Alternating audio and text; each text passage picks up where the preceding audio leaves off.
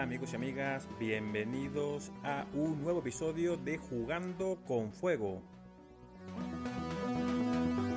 Un podcast, vuestro podcast favorito sobre videojuegos, donde analizamos los mejores juegos de todos los tiempos. Soy Juanjo Ramos y hoy os voy a hablar de un juego de 1992 cuyo título es Dune 2.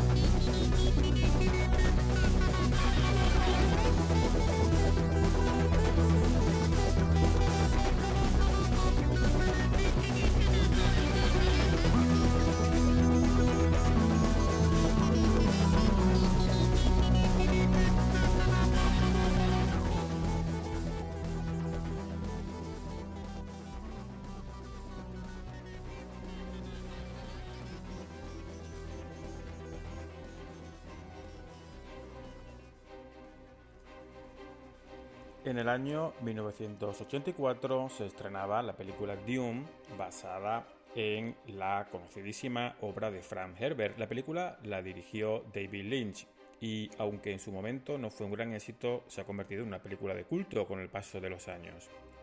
8 años después, la película tuvo su adaptación a videojuego. Un videojuego desarrollado por Cryo Studios y distribuido por Virgin Games. Era una curiosa mezcla, incluso hoy día creo que aguanta muy bien, entre aventura gráfica y juego de estrategia. Ese mismo año, 1992, aparece lo que podemos llamar una secuela del juego, aunque no era tal, porque además está desarrollado por otro estudio, pero de alguna manera era la segunda adaptación de Dune o de Dune. Y este juego no es otro que Dune 2, The Building of a Dynasty, que luego se llamó en otras versiones Dune 2 Battle for Arrakis. Es un juego de Westwood Studios que de nuevo lanzó Virgin Games y está, por supuesto, también basado en la película de David Lynch. Es un juego más basado en la película, en su estética, más que en el libro. La estética de la película de David Lynch al final es la que se ha trasladado en los videojuegos. No sabemos si pasará eso con la nueva versión de Dune en cine. Muchas veces se cree que Dune 2 o se piensa en este juego como el primer videojuego de estrategia en tiempo real, es decir, el primer RTS. Y si bien no fue estrictamente el primero, sí es cierto que Dune 2 estableció el formato, el estándar que todos los juegos prácticamente de estrategia en tiempo real seguirían con el paso de los años, hasta el punto que hoy día se sigue prácticamente con mayores o menores variaciones, se sigue este formato. Es el juego de estrategia real en tiempo real arquetípico. Es el estándar en RTS. Se puede decir, el que asienta las bases para todo lo que vino después.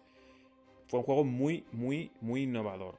Y todo lo que vino después, Warcraft, Command & Conquer, el Age of Empires, el StarCraft y muchísimos otros juegos de estrategia se basaron en este molde, si lo queréis, de Dune 2.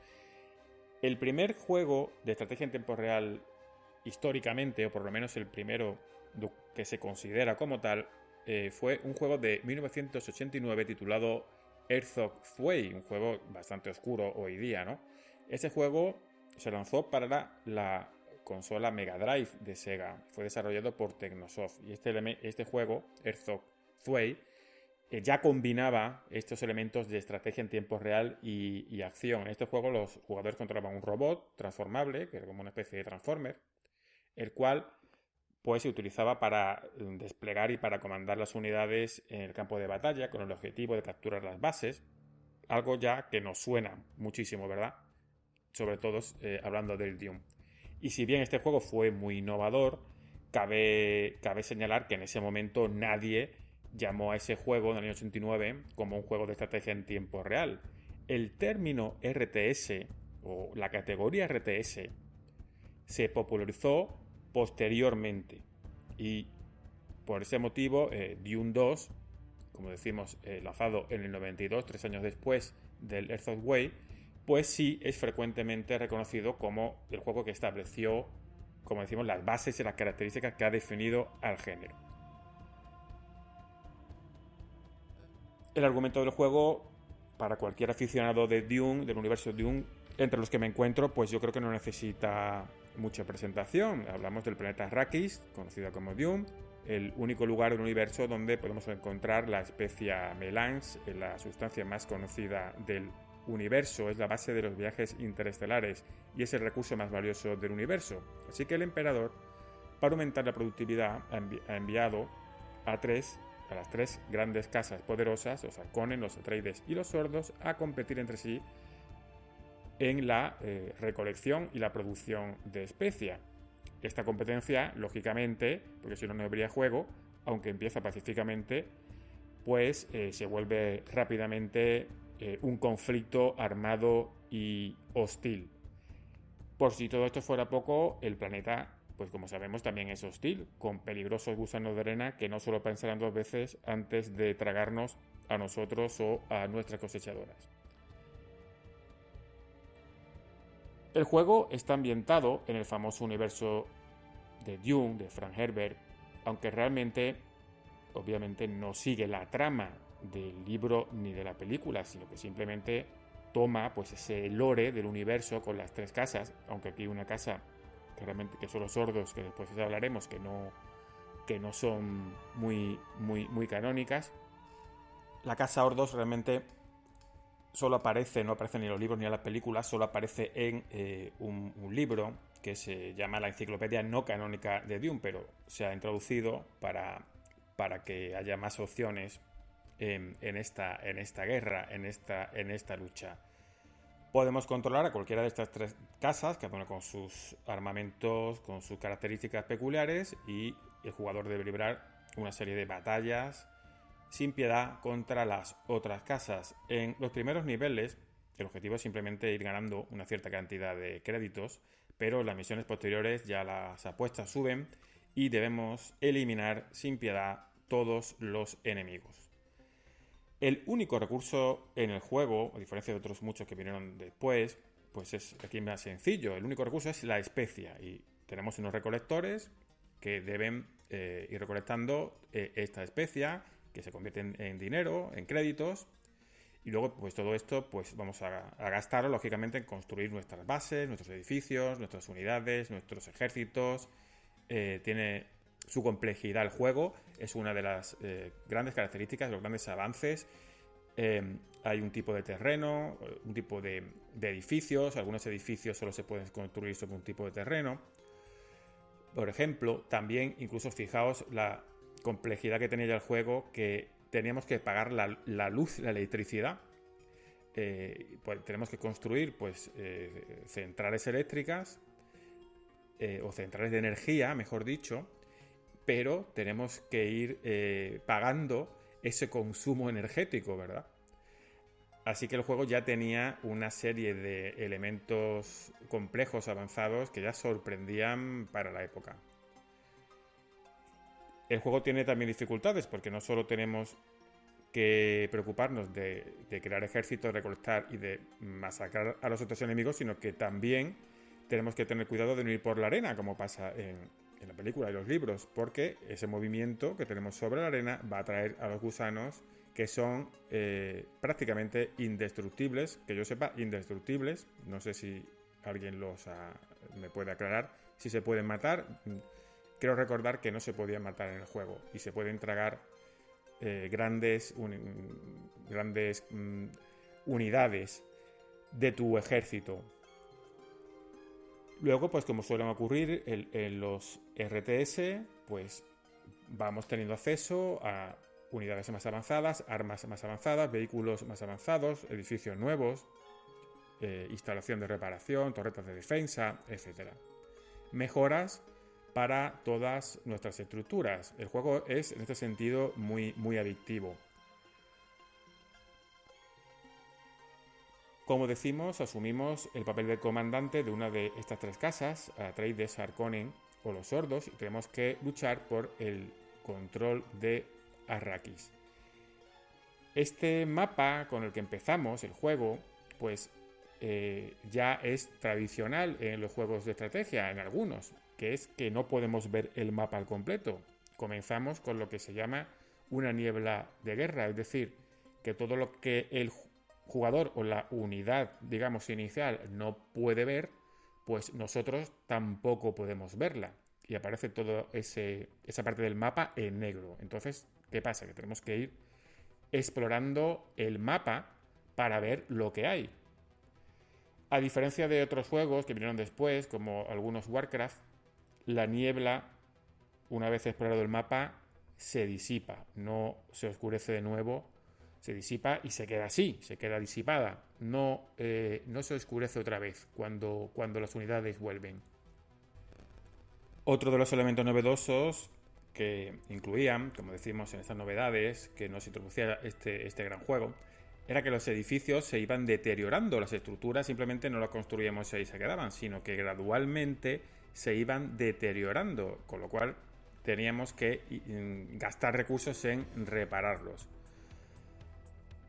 Otros elementos clave que aparecieron por primera vez en Dune 2 como elemento innovador, que luego aparecieron en muchos otros juegos de estrategias de RTS, era un mapa mundial donde elegíamos la próxima misión, la construcción sencilla de bases y unidades, el árbol tecnológico, es decir, esa dependencia de construir edificios en diferentes niveles. No podemos construir estructuras o edificios de nivel 2 si no habíamos hecho primero ese nivel 1, unidades móviles que se podían desplegar como edificios, los diferentes bandos y facciones, cada una con sus características, con sus armas características, con su tecnología característica, ¿verdad? Y otros elementos como el cursor del mouse, sensible al contexto. Era muy fácil y sigue siendo de manejar este juego. Es muy intuitivo el interfaz.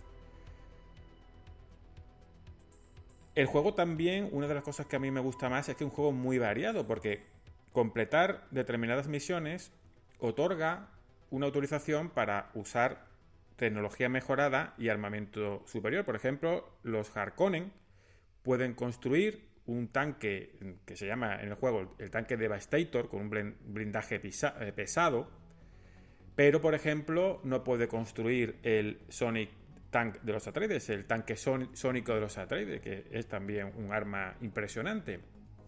Los Sordos pues tienen también su propio tanque especializado, en este caso dispara un gas nervioso que lo que hace es cambiar la lealtad de las unidades seleccionadas durante un tiempo, con lo cual se pasan al otro bando.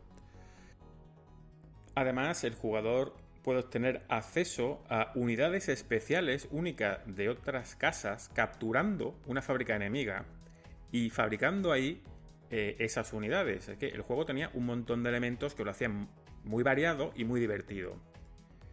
Es un juego que no se te agotaba muy rápido, que tenía además y tiene, porque el juego se puede seguir jugando, además está en Android, por ejemplo, gratis, y lo podemos jugar en tablets y en móviles, y el juego perfectamente te aguanta el paso del tiempo porque tiene ese elemento de rejugabilidad muy, muy bueno. Siguiendo con la jugabilidad del juego y con las características del juego, el premio final para el comandante de supremo es la construcción de una casa-palacio para esa casa, donde podemos construir y desatar superarmas, unas armas con un poder devastador increíble sobre nuestros rivales, pero esto solo lo podemos hacer en los capítulos finales del juego. Por ejemplo, la superarma de la casa Harkonnen es un pedazo de misil de largo alcance, pero se llama la mano de la muerte. Pero claro, tampoco tiene una puntería exacta. Claro, todo tiene que tener también ese contrapeso porque si no se acabaría la partida. La casa Atreides puede llamar a... La superarma de la casa Atreides es que puede llamar a el ejército de Fremen, los nativos locales de Dune, como sabéis, para atacar objetivos enemigos. Con lo cual tenemos unos refuerzos instantáneos, pero ¿qué pasa? Que no tenemos el control sobre los Fremen. Van por libre. Por su parte, los sordos pues pueden desatar una superarma que es un saboteador muy rápido que se carga los edificios en un abrir y un cerrar de ojos. La inteligencia artificial de Dune 2 fue una de las más avanzadas, por no decir quizá la primera inteligencia artificial que podríamos denominar como tal en un juego de estrategia en tiempo real. Antes hemos hablado de la interfaz de Dune, que es lo que sorprendía de su facilidad. No era nada engorrosa con otros juegos, incluso con muchos juegos que han salido después, que son unas interfaces muy complicadas, muy engorrosas, muy feas también. Esta era una interfaz muy intuitiva, muy limpia, y una inspiración para esta interfaz fue el software de Mac de los ordenadores Apple. Y los propios creadores del juego pues se inspiraron en esta dinámica de hacer clic con el mouse y seleccionar elementos, lo que llevó a intentar llevar esta tecnología, digamos, o esta interfaz de Apple para el entorno del juego. Y también ese cursor sensible al contexto. Era muy engorroso tener esas teclas de acceso rápido, ese teclado que hoy día todavía tenemos juegos en PC que tenemos de estrategia, sobre todo que tenemos que manejar con el teclado, y esto pues se superó muchísimo con este Dune 2. Durante la producción del juego, realmente este juego se iba a llamar Dune, no se iba a llamar Dune 2, pero el juego de Cryo Software, ese juego que hemos comentado al principio, que era esta mezcla de videoaventura y estrategia, pues ese se terminó primero, lo que llevó a Virgin a tener que titular este juego como Dune 2. Pero el Dune 1 ya tenía elementos de estrategia, si bien no podríamos considerarlo un RTS. Dune 2 sin duda era un juego, y es un juego con mucha más acción, mucha más intensidad. Otras influencias citadas por el codiseñador y programador principal del juego, Joseph Bostic, y también por otros dos programadores del juego de nombre Mike Leigh, pues incluyen los juegos de estrategia por turnos, Military Madness y el mucho más conocido Civilization, que fue en su momento también un sonado lanzamiento, y también el citado RTS, el primigenio RTS Herzog Zwei.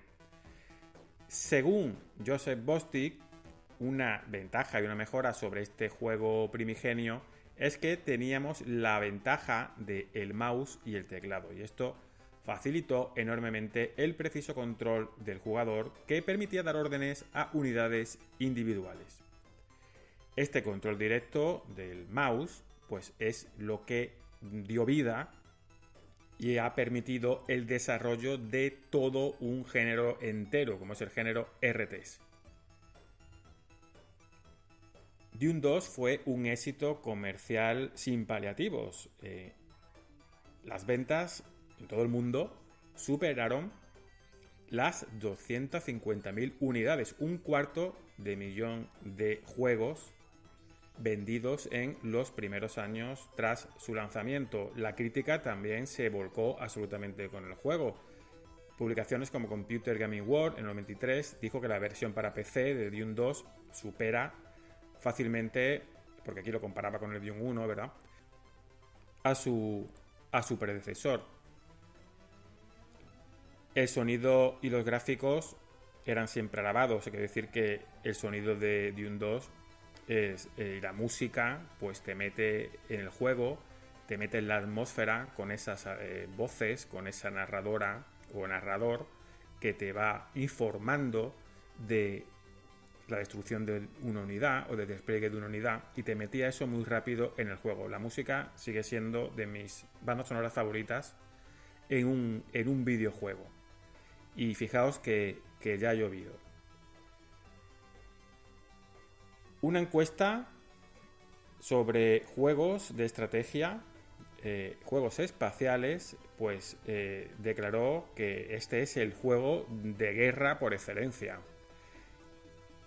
Cuando se lanzó la versión para Amiga al año siguiente, porque recordemos que esto es un juego para PC, para MS2 en su lanzamiento original, la versión para Amiga, como decimos, recibió críticas unánimemente positivas. La revista CU Amiga calificó el juego con un 85%, elogiando su jugabilidad, su fluido control, y en el Amiga User International recibió el premio Juego del Mes. El juego saltó a la Sega Genesis y GamePro calificó esta versión con una puntuación de 17/20, calificándola como uno de los mejores juegos de estrategia bélica para la consola. Y de nuevo se elogiaba su control, ese sonido de las voces digitalizadas y la música, que como digo era uno de los elementos, estas voces digitalizadas y la música, que inmediatamente a los 30 segundos estabas ya metido en la atmósfera de Dune. En el año 93, Computer Gaming World nombró a Dune 2 Juego de Estrategia del Año y fue clasificado como el 11º mejor juego de todos los tiempos por la revista Amiga Power. Posteriormente, diferentes publicaciones pues se han subido a esta tendencia de elogiar el juego. GameSpy lo introdujo en su Salón de la Fama y lo calificó de legendario en 2004. En 2012, la revista Time, nada menos, lo nombró uno de los 100 mejores videojuegos de todos los tiempos. La revista PC Gamer lo calificó como el juego número 49 de ordenador de todos los tiempos. La revista PC Gamer de Reino Unido lo puso en el número 20 de los videojuegos de todos los tiempos, y en el libro 1001 videojuegos que hay que jugar antes de morir, pues Dune 2 forma parte también de esta gran selección, que es una selección hecha con bastante gusto, con bastante criterio. El gran éxito de Dune no solo sirvió, como hemos dicho, para que Command Conqueror y otras muchas sagas o series o franquicias se basaran, digamos, en este sistema, sino que también condujo a secuelas directas. Por ejemplo, Westwood lanzó un remake del juego prácticamente para Windows. Ya saltamos del MS2 al Windows en 1998, que es el Dune 2000, que es prácticamente el mismo juego, pero con mejores gráficos y mejor sonido. También se lanzó un port para PlayStation ese mismo año. Westwood posteriormente lanzó otro juego de estrategia, otro RTS, que es Emperor Battle for Doom, en 2001, que era un juego pues prácticamente igual, pero para mi gusto pues no tenía el mismo encanto que este Dune 2 o Dune 2000, que es el mismo juego al fin y al cabo. Y también hay recreaciones de el motor de este juego creadas por los fans, y estos juegos están a disposición de todos, y lo que se ha hecho es pues cambiar. Han pasado ya un cuarto de siglo, más de un cuarto de siglo, y lo que se ha hecho pues es cambiar un poquito los controles y mejorar un poquito la usabilidad. Este juego, creado por los fans, se llama Dune Legacy, y está hecho por unos desarrolladores que han querido, digamos, hacer pervivir pues la esencia de este gran juego. Y Dune Legacy está en internet para que se descargue gratuitamente, y además se le ha incluido pues elementos un poquito más modernos de los juegos de estrategia en tiempo real, como la posibilidad de seleccionar múltiples unidades, también una opción de multijugador, con lo cual ya esto es una gozada, poder jugar en modo multijugador online a Dune. En este caso estamos hablando de Dune Legacy, ese remake de fans. También tiene una campaña añadida, el Dune Legacy, además de las campañas originales, por supuesto, de los Harkonnen, los Atreides y los Sordos. Se ha añadido una campaña adicional con los Fremen, los Saurdarkar y otros mercenarios.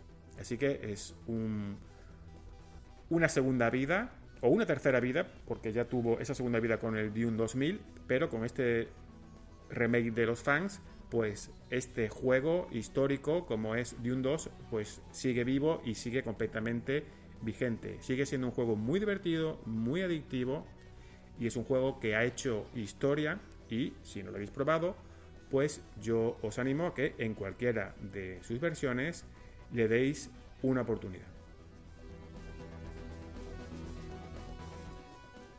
Gracias por escucharnos y nos oímos en un próximo episodio de Jugando con Fuego. Adiós.